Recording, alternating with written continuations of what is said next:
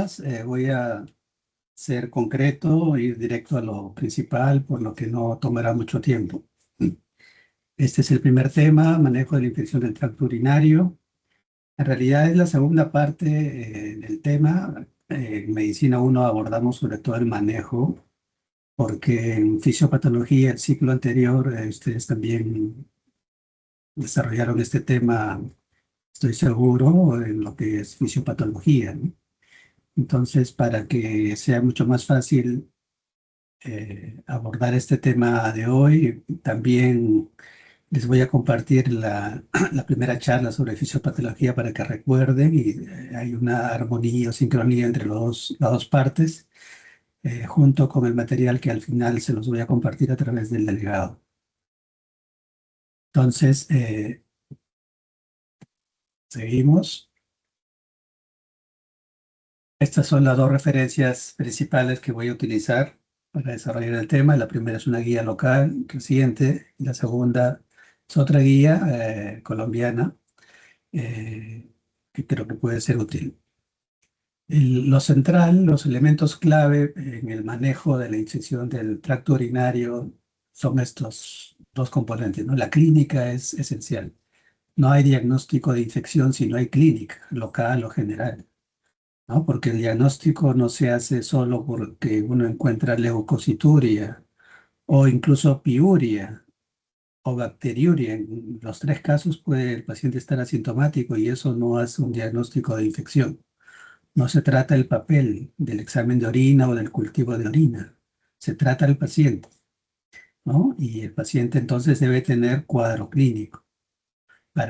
Solo así podemos hablar de un cuadro de infección urinaria, porque incluso en estas tres situaciones uno ve, no tendría que tratar necesariamente, ¿no? Tendría que seguir evaluando o tomar una conducta expectante. Y hay cuatro variables principales que hay que tener en cuenta, ¿no? La topografía de la infección. En función de ello, hablamos de una infección urinaria alta o baja, ¿no? O una cistitis o una pielonefritis, más comúnmente. También hablamos de factores subyacentes o facilitadores de la infección. Y en función de eso hablamos de una infección urinaria complicada o no complicada. No por la evolución, sino por los factores que favorecen el desarrollo de la infección. Es independiente de la evolución que pueda adoptar el cuadro y complicarse o no. Pero esto es relacionado al factor subyacente o factor facilitador. Complicado o no complicado, como vamos a ver. También a la hora de decidir cómo manejamos el caso, valoramos también, debemos valorar los factores de riesgo de resistencia antibacteriana para infección urinaria, si están presentes o no. Y finalmente, otra variable que debemos valorar es la gravedad del caso, ¿no? En función de ello, el manejo se puede plantear de forma ambulatoria o de manera hospitalizada. Entonces, estos cuatro elementos es lo que ustedes deben desarrollar para enfrentar un caso de infección urinaria. Entonces, si hacemos el cruce de la variable topográfica con el factor subyacente o facilitador, miren acá la figura, acá topografía, infección baja o alta, y por otro lado, el factor facilitador o subyacente de no complicado o complicado, vamos a ver que el mejor escenario es el 1 y el peor escenario es el 4. Y si vemos en el bloque de la izquierda, miren, en el mejor escenario vamos a hablar de una cistitis aguda no complicada, ¿no? Y en el peor escenario vamos a hablar de una pielonefritis aguda complicada, ¿no? Complicada por los factores facilitadores, ¿no? Entonces, y los otros dos son escenarios intermedios, ¿no? Pero ahora que se van a familiarizar con esto, empiecen reconociendo los escenarios extremos, ¿no? El 1 y el 4.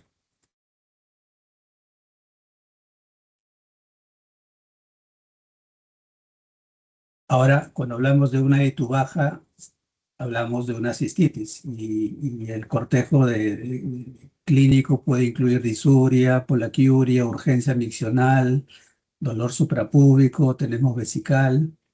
Y en el caso de una ITU alta, se puede agregar fiebre y un dolor lumbar o una percusión lumbar positiva, ¿no? Puede o no haber síntomas urinarios bajos, ¿no?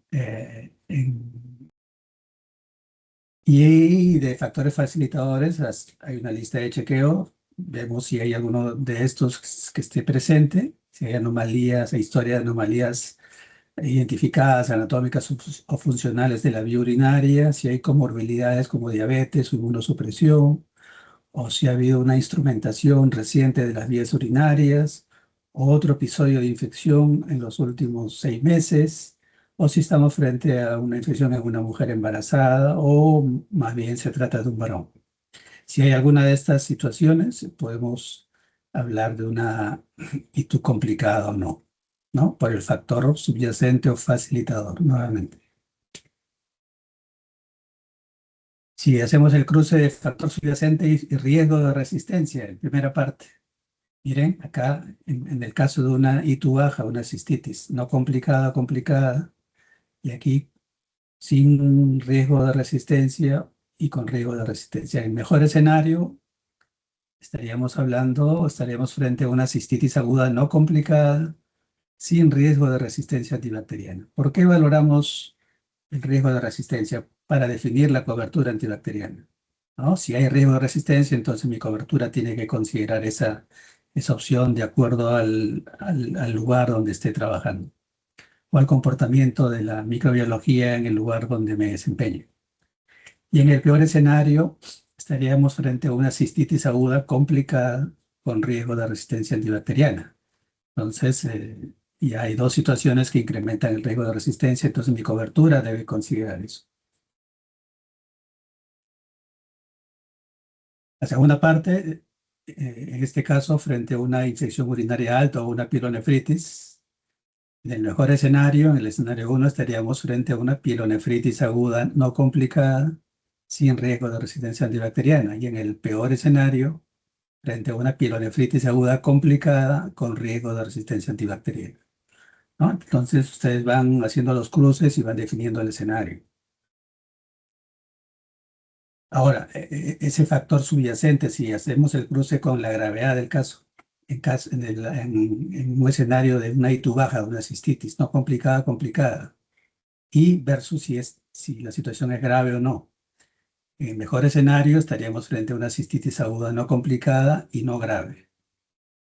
Y en el peor escenario estaríamos frente a una cistitis aguda complicada y grave. Entonces, miren cómo cambian los escenarios y por tanto el enfoque de tratamiento.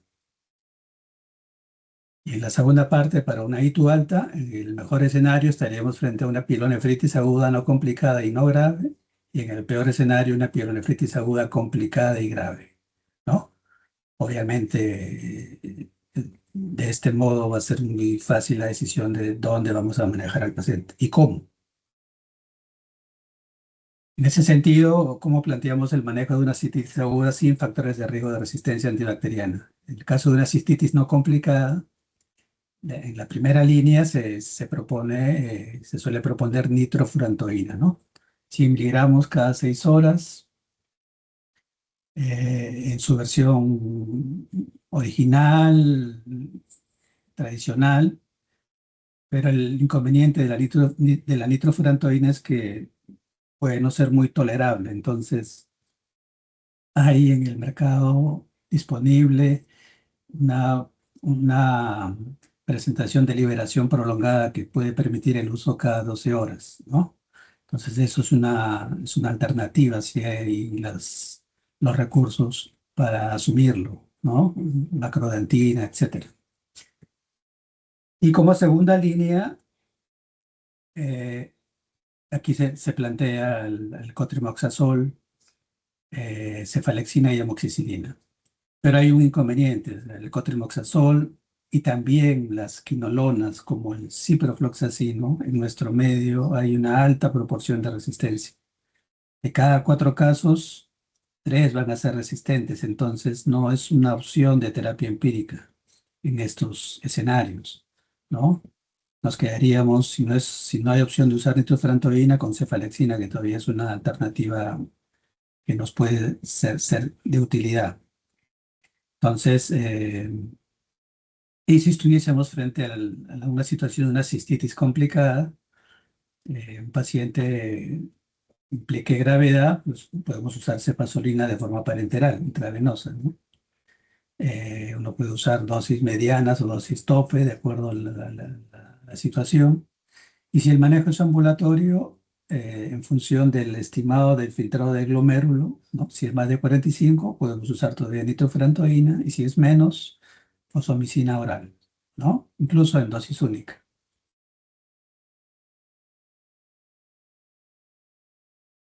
¿Cómo planteamos el manejo de la pilonefritis sin factores de riesgo de resistencia en una situación no complicada? Si la situación es no es grave, de forma ambulatoria. Y si es grave, de forma hospitalaria. En el primer caso, las opciones que tenemos son cefalexina, cefuroxima. Ya les dije que cotrimoxazol en nuestro medio no es una buena alternativa. Eh, y también podemos utilizar la amicacina. Si el cuadro es moderado y todavía podemos intentar un manejo ambulatorio, podríamos hacer una combinación de cefalexina o cefuroxima eh, por vía oral y amicacina por vía intramuscular por unos 2 a 3 días y luego seguir en forma simultánea cefalexina o cefuroxima y después de los 3 días continuar solo con cefalexina o cefuroxima por unos 5 o 7 días, ¿no? Entonces eso, si uno ve que hay respuesta clínica, continúa, y si uno ve que no hay respuesta clínica, replantea el manejo en 2 o 3 días. Si el paciente tiene que estar hospitalizado, entonces una opción es la cefazolina cada 6 o cada 8 horas, o ceftriaxona o la misma micacina, pero en este caso por vía intravenosa si el paciente está hospitalizado. La micacina, como los aminoglucósidos, hay que utilizarlos con cautela porque, como saben, puede producir injuria renal. Entonces, no hay que ser cuidadoso de las dosis y sobre todo del tiempo, ¿no? Aquí en este cuadro ustedes pueden ver, es para ver las dosis, y la frecuencia de uso y sobre todo si es que hay que hacer algún ajuste según la función renal. No siempre que vayan a usar un medicamento, ya sea un antibiótico o cualquier otro, siempre hay que no solo preocuparse de la eficacia, sino de la seguridad del medicamento. También de las interacciones con los otros medicamentos que se esté usando para tratar al paciente, y además ver si es que hay que hacer ajuste de dosis. Es muy importante porque a veces ese, esa- ese aspecto se nos escapa y ponemos en riesgo al paciente de efectos adversos, incluso serios. Entonces, siempre, recuerden, siempre ver las dosis según la función renal, ver interacciones medicamentosas, ver el perfil de seguridad del producto que vamos a emplear. Es tan igual de importante como valorar la eficacia del mismo. ¿Qué factores de riesgo podemos tomar en cuenta para la resistencia antibacteriana, incluso dirigido a situaciones de infección urinaria? Los mismos factores subyacentes o facilitadores de la infección se pueden convertir en factores de riesgos de infección. Cualquiera de ellos puede incrementar el riesgo de resistencia, ¿no? También una hospitalización reciente, uso también de antibióticos en los últimos 3 meses, especialmente si el uso es parenteral, si hay uso de dispositivos urinarios. La misma recurrencia de la infección se puede convertir en un factor de riesgo, y comorbilidades crónicas como la diabetes, ¿no? Entonces, miren, estas cosas en la historia clínica son importantes valorarlas para enfrentar de manera adecuada una situación de infección urinaria. El- Siempre tener presente que el mecanismo de resistencia más común de la bacteria más común involucrada en las infecciones urinarias es la producción de la beta-lactamasa de espectro extendido, conocida como BLE. ¿no? Una E. coli ble o noble es una situación que debemos enfrentar con cierta frecuencia, ¿no? Entonces, para que lo tengan presente. Una vez definida el escenario y planteado el esquema de manejo, la evolución es diaria, o incluso si la situación es grave, es horaria. Pero para ver la tendencia del caso se ven 48 72 horas, ¿no? Vamos a valorar la respuesta clínica y el resultado del cultivo de orina, ¿no? En una cistitis no complicada y no grave, sin factores de riesgo de resistencia, no es necesario hacer un cultivo, pero en otras situaciones, cuando la situación es complicada y graves, obviamente que sí, ¿no? Porque uno inicia una terapia empírica que debe ser reevaluada para hacer terapia dirigida con el resultado del cultivo y la respuesta clínica, ¿no? De ese modo, podríamos plantear una desescalada de los antibióticos para hacer terapia dirigida y ver la posibilidad de si este puede ser por vía oral para procurar una alta temprana, ¿no? Y producir el alta no termina ahí el seguimiento, también se debe hacer de forma ambulatoria, ¿no? Y si la respuesta al final es muy favorable, no hay necesidad de hacer un cultivo de orina de control. No hay necesidad de eso. Vamos a ver unos casos para ilustrar un poco el tema, ¿no? El primero son casos recientes de una mujer de 67 años, nueva, que vienen a la consulta de infectología, nueva, viene la deriva a ortopedia porque está en un prequirúrgico para una cirugía de rodilla, no tiene antecedentes médicos de importancia, está sintomática.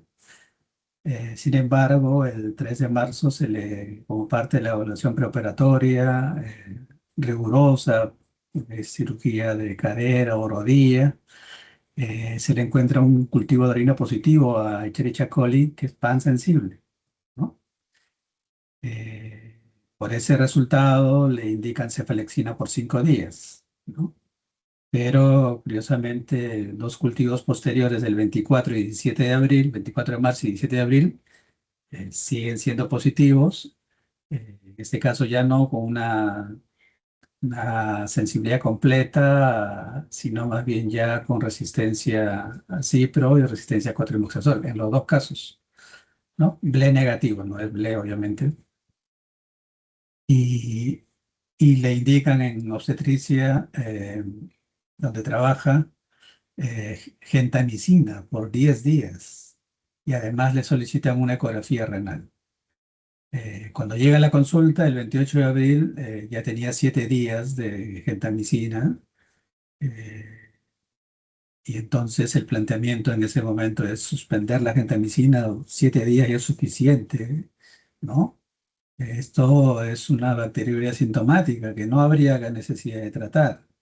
Se le está tratando con miras a la cirugía. Y aún así, a veces puede ser controversial si hay necesidad de operar o tratar una bacteria asintomática en un paciente que va a ser sometido a cirugía de cadera o de rodilla. Eso puede ser hasta controversial, pero bueno, asumiendo que debamos cubrir eso para darle tranquilidad al cirujano, 7 días demasiado, suficiente, ¿no? Se plantea se le indica suspender la gentamicina y se pone en la historia de que puede ser operada, ¿no? Y adicionalmente, pues se le solicita paralelo, no como requisito para la operación, se le puede solicitar una ecografía vesical, ¿no? Pero no hay que hacer más, más cosas. Por ahora, al momento, ¿no? Porque lo central por ahora es que la operen. Ya en otro momento podría plantearse una investigación más profunda de la vía urinaria para ver si es que hay algún factor que condicione la bacteriuria en esta paciente. El segundo caso se trata también de una mujer, en este caso de 73 años, nueva para la consulta de infectología, la envía de nefrología, tiene una historia de una enfermedad renal crónica, estadio 4, secundaria a una enfermedad poliquística hepatorrenal, ¿no? Tiene síntomas urinarios bajos con frecuencia. En diciembre del año pasado, una ecografía vesical mostró que no había residuo postmiccional, el volumen premiccional era 126, adecuado, tenía un cultivo de orina negativo. En enero de este año, su hemoglobina estaba en 11, con un calcio normal y fósforo también, y una paratormona en 175, compatible pues con la enfermedad renal crónica, ¿no? En febrero se encuentra un cultivo de orina positivo a Escherichia coli con una sensibilidad amplia, resistente a cipro. En abril su registro de creatinina es de 2,4 y se estima el filtrado del glomérulo en 19, ¿no? Entonces, en este caso, como cistitis recurrente, complicada, pero no grave, es con el estimado de filtrado de glomérulos, se plantea el manejo con fosfomicina oral, ¿no? Que viene en un sobre de 3 gramos, como tratamiento y después como prevención, ¿no? Eh,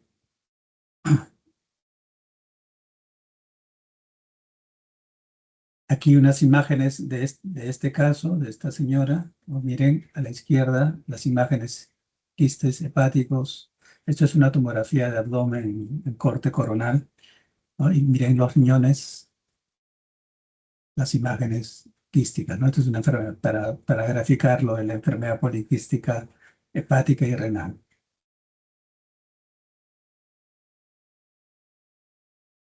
Y el tercer caso es de una mujer de 58 años, técnica de enfermería, también nueva para la consulta, le envían de salud ocupacional, tiene una historia de hipotiroidismo, recibe levotiroxina.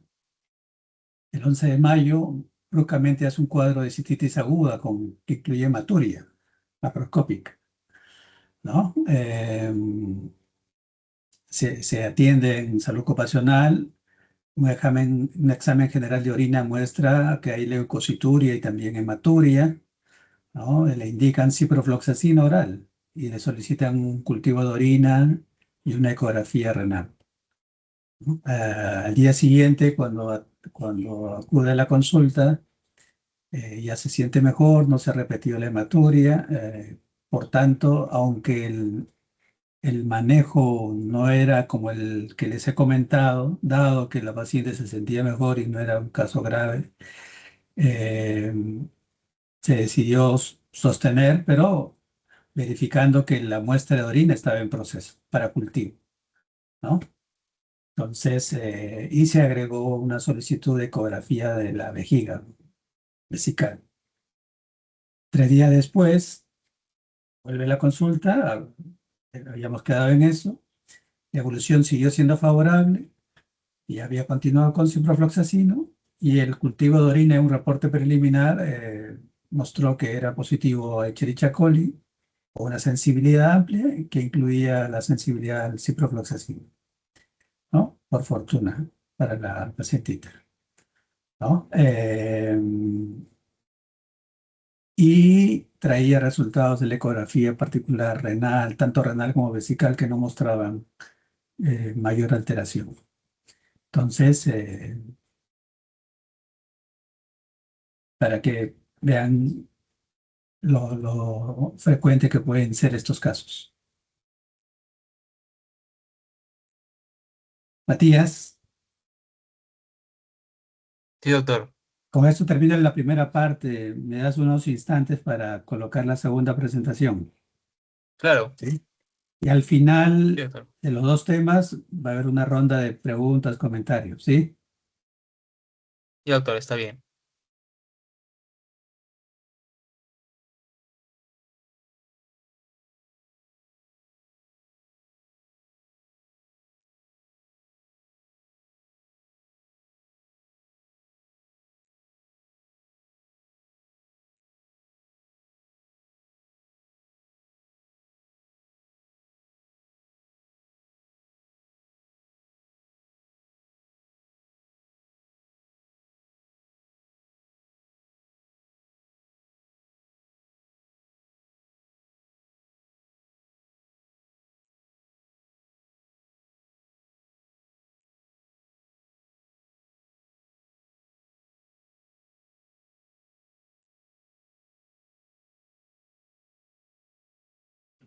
¿Se ve, Matías? Sí, doctor. Sí. Entonces, este es el segundo tema, carcinoma de células renales. Eh, Aquí la referencia que he tomado en cuenta y lo esencial del tema implica que puede haber hematuria tanto macro como microscópica, ¿no? Puede haber dolor también o una masa en uno de los flancos en algunos pacientes. También pueden haber síntomas generales como fiebre, baja de peso o simplemente el hallazgo de una masa renal sólida en imágenes, ¿no? Como parte de un chequeo, ecografía o tomografía.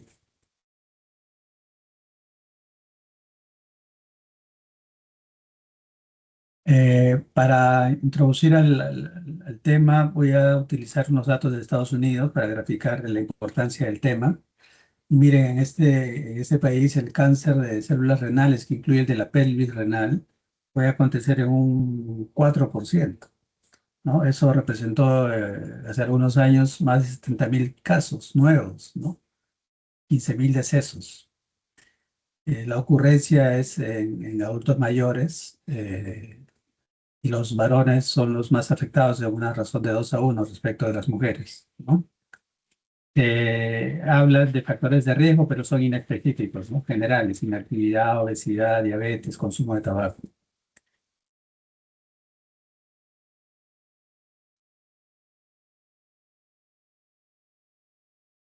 Eh,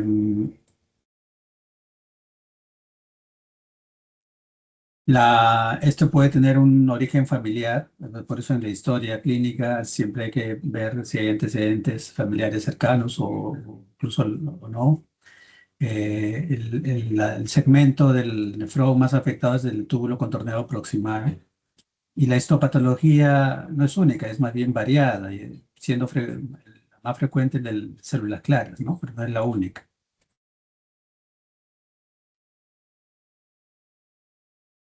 Aquí en esta tabla se coloca siempre de Estados Unidos las 10 neoplasias malignas más comunes según el sexo, en varones y mujeres, ¿no? Y está resaltado lo del cáncer renal en varones.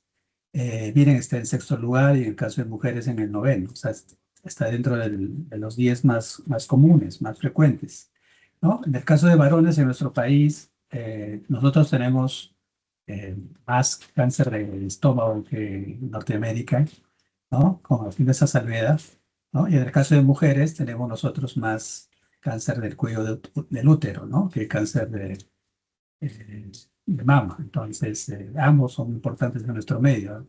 Haciendo esa salvedad, pero en cualquier caso, miren que es importante tener presente esta neoplasia maligna, ¿no? Tanto en mujeres como en varones.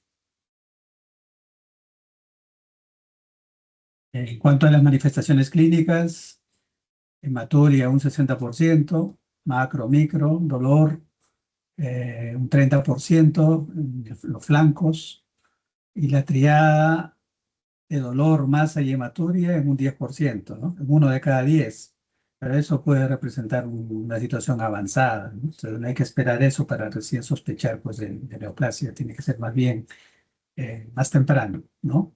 Puede haber fiebre como una manifestación paraneoplásica, pero siempre que hay fiebre debemos descartar la ocurrencia de infecciones, ¿no? Agudas o crónicas. La presentación inicial del paciente también puede incluir síntomas relacionados a metástasis, ¿no? Como tos, dolor óseo, lo que puede ocurrir en un 20% de los casos.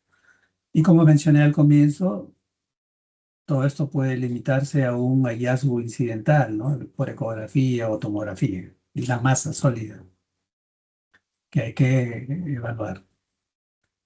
En laboratorio se puede documentar hematuria, también eritrocitosis con pruebas básicas.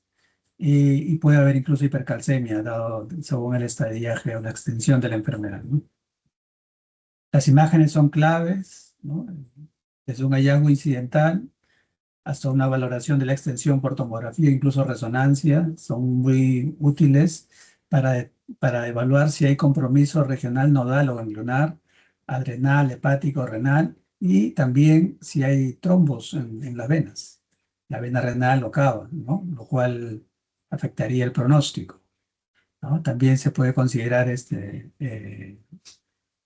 tomografía de otros segmentos corporales, la mamografía ósea, si hay sospecha de compromiso del sistema óseo, incluso del encéfalo, de acuerdo a la extensión del problema. En el diferencial, puede haber un diferencial de abscesos, tuberculoma, en nuestro medio que es frecuente la tuberculosis. Tenemos que sopesar, valorar detalles para ver si esto más bien no es un tuberculoma, un absceso tuberculoso, ¿no? Pero en principio toda masa renal sólida es un cáncer hasta demostrar lo contrario, ¿no? Es casi una máxima, ¿no? Entonces por eso es que urología tiende a ingresar, a abordar la masa como tal, ¿no? No hay mucho rodeo que hacer. En cuanto al tratamiento, si el tumor es muy limitado, eh, se puede plantear una exéresis, una tumorectomía, ¿no? O en todo caso, podemos hablar de una nefrectomía parcial, ¿no? Y si el tumor es pequeño, hay que preservar la función renal, ¿no? Pero si el tumor tiene más de 7 centímetros, en esos casos lo que está indicado es una nefrectomía radical, ¿no? Que es el riñón más tejido alrededor. Pero la cirugía no es suficiente. La quimioterapia clásica es muy citotóxica, no tiene lugar, y más bien se fue desarrollando inmunoterapia, ¿no? Inmunoterapia con interferón, interleuquina, aunque las respuestas eran pobres, ¿no? Del 15 a 20%, incluso junto con la nefrectomía, ¿no? Por eso en los últimos años, en los últimos 10 años, se ha mejorado mucho el enfoque del tratamiento. La inmunoterapia pasó a un esquema distinto actualmente, ¿no? Con otro tipo de medicamentos, y además ha surgido lo que se llama terapia dirigida, ¿no? Incluso con medicación oral. Y los esquemas que se evalúan actualmente incluyen la combinación de estos tratamientos, inmunoterapia actual con terapia dirigida, lográndose respuestas muy importantes para la mayoría de los pacientes, ¿no? Entonces, esto está en pleno desarrollo, y en los próximos años probablemente se pueden plantear diferentes esquemas de tratamiento, porque en cada grupo de medicamentos la industria farmacéutica pues, desarrolla varios medicamentos, ¿no? Entonces, uno debe valorar cuáles son los esquemas eh, tanto efectivos o eficaces como seguros, ¿no? El pronóstico está muy ligado al estadio, ¿no? Cuando está confinado a la cápsula renal, la sobrevida a 5 años es muy alta, 90-100%. Pero si se extiende más allá de la cápsula renal, la sobrevida se reduce a la mitad, a 5 años, ¿no? Entonces, y si ya hay un compromiso nodal, ganglionar, regional, eso es un indicador de pésimo pronóstico, ¿no? La sobrevida a 5 años se reduce a 15% o menos, ¿no? Entonces, hay situaciones particulares con un manejo particular en el que, de acuerdo a las intervenciones que se puedan hacer, se puede modificar el pronóstico, ¿no? Pero en general es lo que se mencionaba en los 3 primeros escenarios.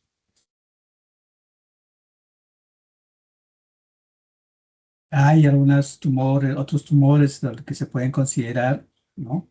Pero, como les dije, siempre hay que pensar en la peor situación.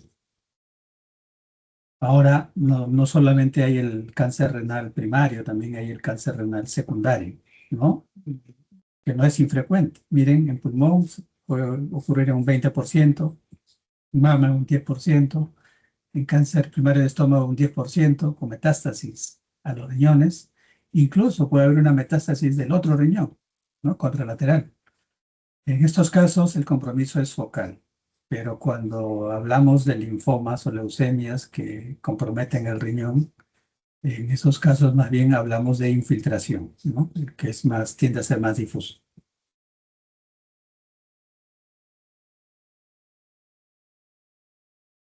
Aquí un caso que también tuvimos en el servicio, una mujer de 60 años, trabajaba en el hospital con historia de hipertensión, ingresa por un cuadro de infección urinaria y en la valoración general se encuentra esta imagen.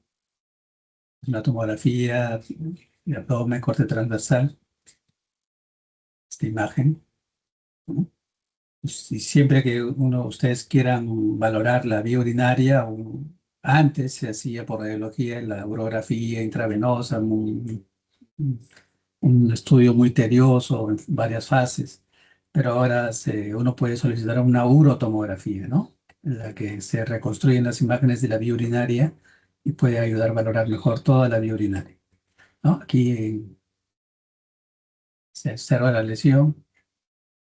Esto de la urografía se lo presento. En este caso no hubo mucho aporte, pero se lo muestro como un recurso que puede ser muy valioso en otras situaciones.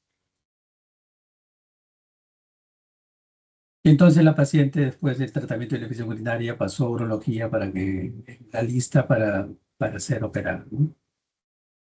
Eh, y este es otro caso, ¿no? Caso publicado en el que el grupo médico a cargo ingresó a sala asumiendo que era un cáncer renal, pero terminó siendo un tuberculoma renal, ¿no? Entonces, va a ser importante que revisen el artículo que se los voy a compartir para que aprovechen el caso. Aquí otros casos que también se los voy a compartir para que vean toda la variabilidad de situaciones que se pueden presentar. Con eso termino la presentación y vamos a pasar a una ronda de preguntas, comentarios.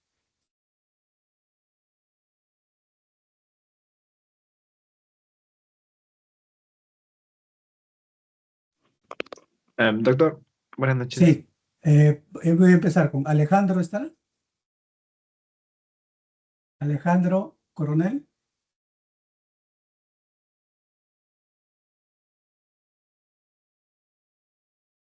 Matías, ¿tú hablaste? No, yo, doctor Alfaro, quería comentar una cosa, pero sí, está bien. Ya te va a tocar. Brisa Sánchez, Sí, doctor, buenas noches. ¿alguna pregunta, comentario? Cualquiera de los dos temas. Eh, ¿Cómo? Ninguna. Ok, ok. Eh, Camila Soria,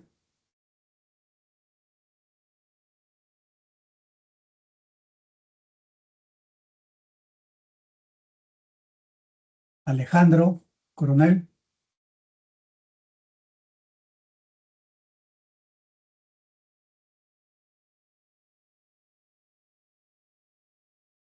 Kiara Ríos. Sí, doctor. Buenas noches. Hola, ¿alguna pregunta, comentario? Am, no, doctor. Ninguna. Bien. Gerald,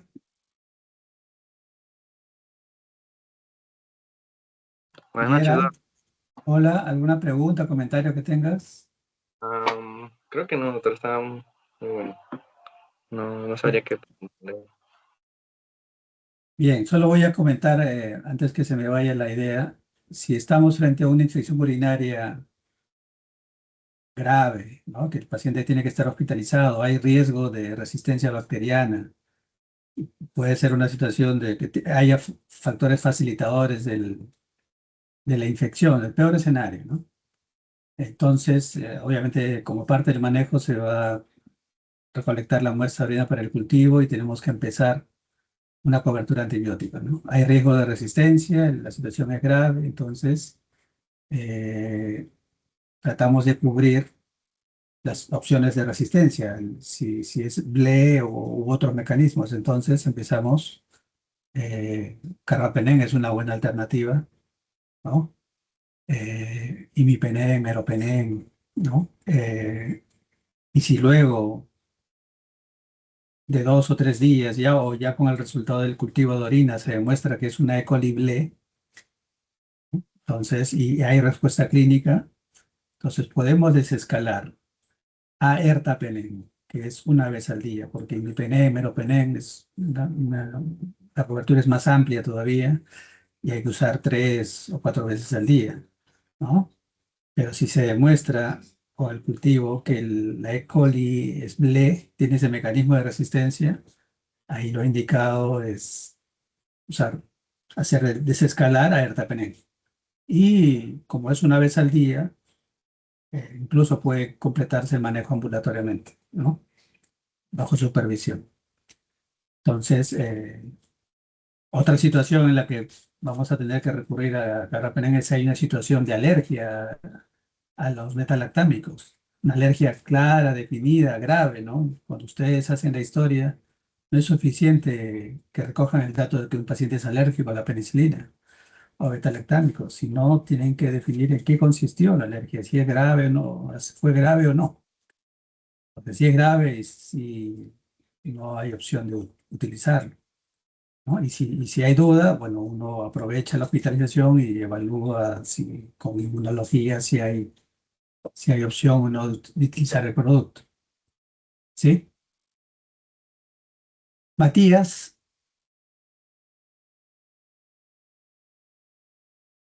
Sí, doctor, buenas noches. ¿alguna pregunta, comentario? Solo una pequeña consulta respecto al Urotem.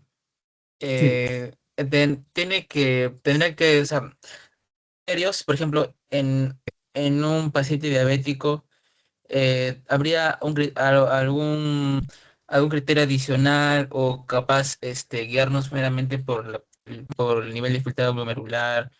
¿Habría un criterio adicional en general, doctor? ¿O cómo sería sí, la sí, indicación en este caso para el sí, Urotem? fuera de la diabetes, ¿no? Si yo tengo que valorar la anatomía y Sí, la función de la vía urinaria, necesito esa información para valorar con detalle todo, sobre todo los uréteres, ¿no? De riñón a vejiga o la misma vejiga. La única consideración es si lo voy a hacer con o sin contraste, ¿no?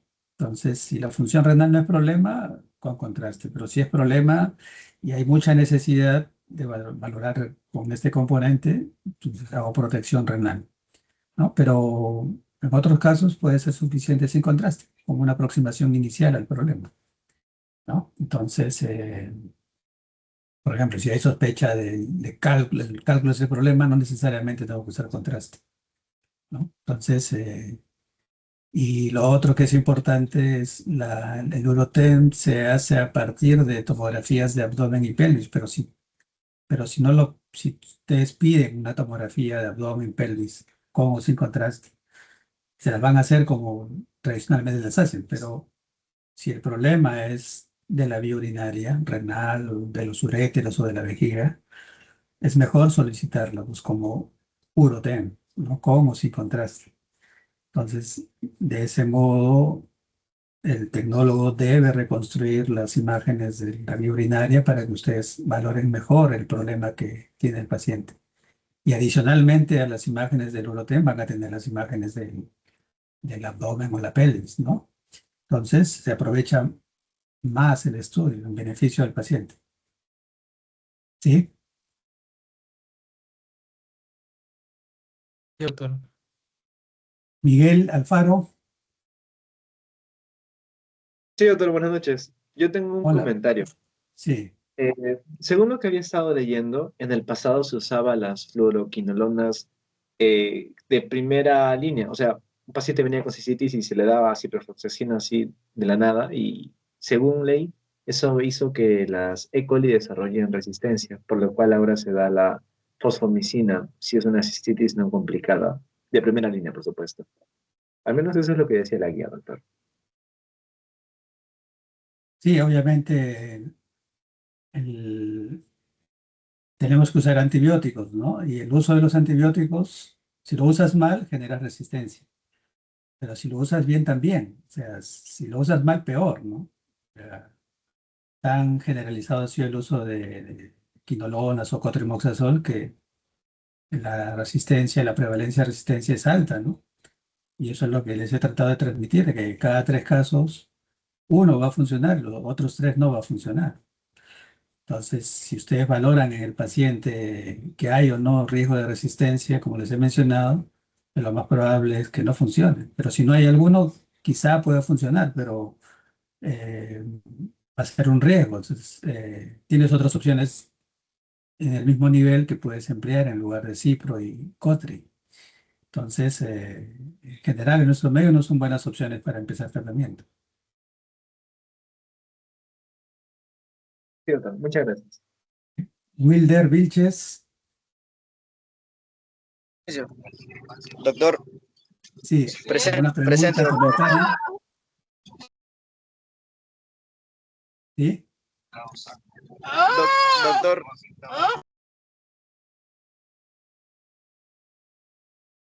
Wilder, doctor, no, yo quería hacer una consulta.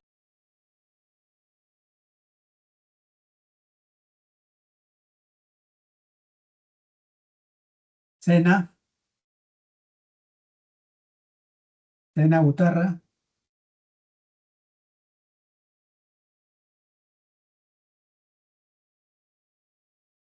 Sena, Sí, doctor, buenas noches. hola, ¿alguna pregunta, comentario? Mm, no, doctor, no me importa todo claro. Ok, Matías, Sí, doctor. terminamos entonces. Sí, sí, sin nada más que añadir los compañeros, ya sería las 2 de abril, doctor. En unos minutos te comparto el material de las clases, ¿sí? Te aviso. Sí, por favor, doctor, muchas gracias. Muy bien, entonces terminamos, estamos en contacto. Muchas gracias, doctor. Listo, doctor, muchas gracias por su tiempo, doctor. Gracias, doctor. Muchas gracias, doctor. Muchas gracias, doctor.